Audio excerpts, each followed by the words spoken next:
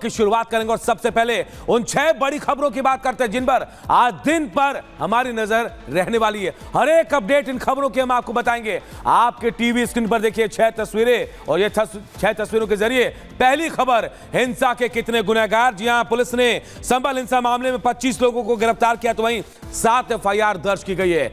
महाराष्ट्र का अगला सीएम कौन होगा, इस पर भी सस्पेंस बरकरार है, लेकिन इस पर जल्द खुलासा होगा और नाम भी सामने आएगा। हिंदुओं का सब्र का बांध बांग्लादेश में टूटा है। इस खबर से जुड़ी हर एक अपडेट भी आप तक पहुंचाएंगे।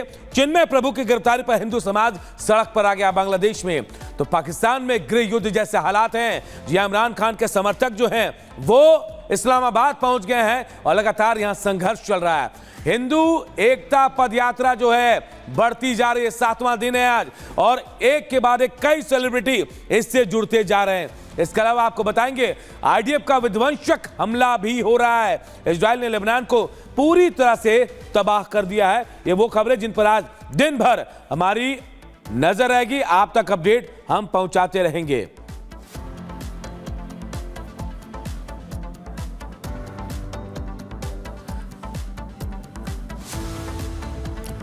और शुरुआत एक बड़ी खबर से करते हैं। बड़ी खबर बदायूं से, जहां जमीन विवाद को लेकर जमकर लाठी डंडे चले हैं। कई लोगों के घायल होने की खबर भी आ रही है। मारपीट में कई लोग घायल हुए, जमकर लाठी डंडे चले हैं और बताया जा रहा है कि 2 पक्षों में जमीन को लेकर मारपीट हुई थी और बुनियाद भरने के दौरान यह विवाद हुआ और विवाद इतना बड़ा कि मारपीट की नौबत आ गई। तस्वीरें हम आपको दिखा रहे हैं जो सोशल मीडिया में काफी तेजी से वायरल हो रहा है। पहले कहा सुनी हुई बात बढ़ी और उसके बाद लाठी डंडे लेकर ये तमाम लोग सामने आ गए। बदायूं की तस्वीर हम आपको दिखा रहे हैं जहां जमीन विवाद को लेकर विवाद इतना ज्यादा बढ़ गया कि एक दूसरे पर लोग लाठी डंडों से टूट पड़े। कई लोगों के घायल होने की खबर है और कईयों को अस्पताल में भर्ती कराया गया। बताया जा रहा है कि जमीन विवाद था, पहले कहा सुनी हुई और उसके बाद यह कहा सुनी मारपीट में तब्दील हो गई। फर्स्ट एंड एक्सक्लूसिव तस्वीरें रिपब्लिक भारत पर हम आपको दिखा रहे हैं। आप देखिए कैसे लाठी डंडों के साथ 2 गुटों में जमकर मारपीट हुई है। जमीन विवाद इसकी वजह बताई जा रही है, जिसके बाद ये तस्वीरें सामने आई है। सोशल मीडिया में तेजी से ये तस्वीरें जो है अब वायरल हो रही हैं। तो जमीन विवाद को लेकर ये मारपीट की तस्वीरें हम आपको दिखा रहे हैं। देखिए फर्स्ट एंड एक्सक्लूसिव तस्वीरें।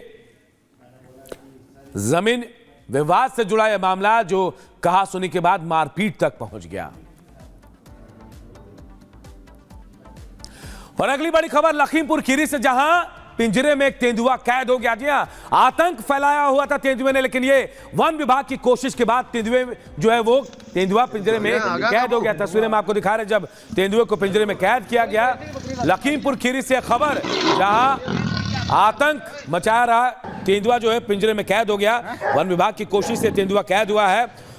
तेंदुए का आतंक खत्म हो गया है। जी हां, कई मवेशियों और कुत्तों पर यह तेंदुआ हमला कर चुका था। गनीमत रही कि अब तक इस तेंदुए ने किसी इंसान पर हमला नहीं किया, लेकिन वक्त रहते वन विभाग की टीम ने इसे पिंजरे में कैद कर लिया है। देखिए तस्वीरें में आपको दिखा रहे हैं, पिंजरे में कैद वही तेंदुआ है जिसने कई मवेशियों को, कुत्तों को अपना शिकार बनाया, लेकिन गनीमत रही कि अब तक किसी इंसान को इसने अपना शिकार नहीं बनाया है।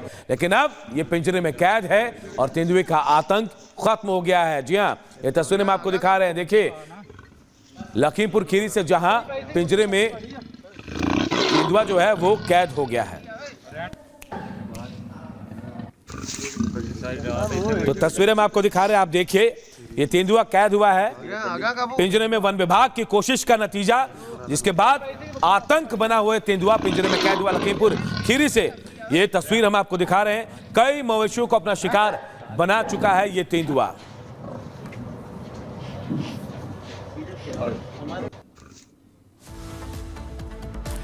और बात संभल हिंसा मामले की, तो संभल हिंसा मामले में अब एक नई थ्योरी सामने आ रही है। बताया जा रहा है कि 2 जो मुस्लिम गुट है, जी हां, उन्हें अपनी हनक कायम करने के लिए ये पूरी हिंसा करवाई और एक के बाद एक खुलासे हो रहे हैं। और यही वो लोग थे जिन्होंने इस मौके का फायदा उठाया और हिंसा कराई। इससे जुड़े एक रिपोर्ट आप सबको दिखाते हैं।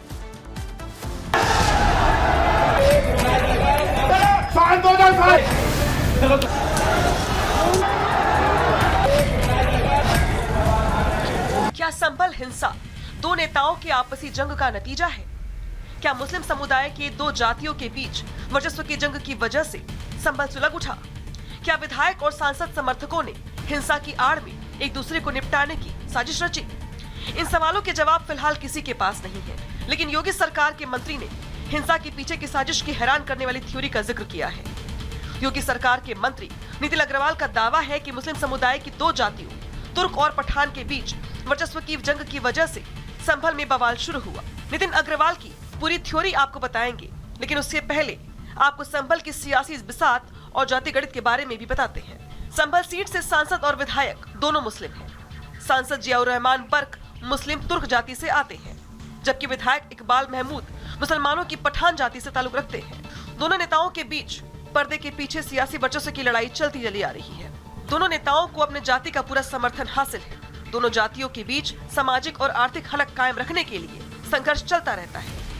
संभल में तुर्कों और पठानों की प्रतिस्पर्धा पुरानी रही है। संभल में इस बार हुई हिंसा इस प्रतिस्पर्धा की लगाई आग का ही उदाहरण है, ये जानकारी पुलिसिया सूत्र दे रहे हैं। दरअसल तुर्कों और पठानों के राजनीतिक नेतृत्व संभल में समाजवादी पार्टी के ही नेता करते हैं, पर इन दोनों के बीच बात बनती नहीं है। और इस बार जब संभल में सर्वे की प्रक्रिया चल रही थी तो अपने राजनीतिक रसूख को दिखाने के लिए ही भीड़ को आह्वान किया गया था, जिसने बाद में हिंसा की तस्वीर अख्तियार कर ली। ये पुलिस के सूत्र जानकारी दे रहे हैं। दरअसल समाजवादी पार्टी की ही राजनीति करने वाले दोनों मुखिया नेता जो कि तुर्क और पठान समाज से आते हैं, उनमें बात बनती नहीं है और अपनी रसूख को दिखाने के लिए ही इस बार इस तरीके की तस्वीरें संभल में देखने को मिली है।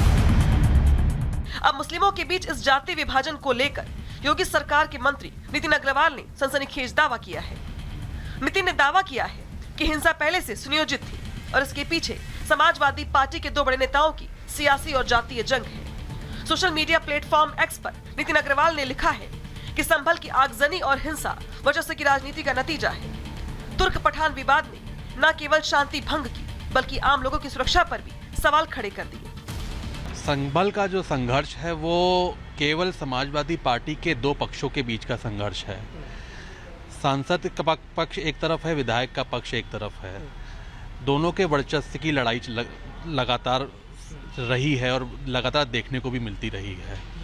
केवल वर्चस्व की लड़ाई को में अपने आप को साबित करने के लिए कि मैं बड़ा हूं और तुम छोटे हो, उस लड़ाई में दोनों पक्ष आपस में टकराए और दोनों पक्षों ने आपस में पथराव किया। गोलियां चली, वहाँ पर चोटें भी आई हैं। जो एक पक्ष के समर्थक ने गोली चलाई है, दूसरे समर्थक को गोली लगी है। और ये दोनों पक्षों की लड़ाई और वर्चस्व की लड़ाई का नतीजा है कि आज संभल में दंगे जैसे माहौल बने हैं। दावा तो यहाँ तक है कि सर्वे के खिलाफ विरोध की आड़ में तुर्क और पठान जातियों के लोगों ने एक दूसरे को जमकर निशाना बनाया।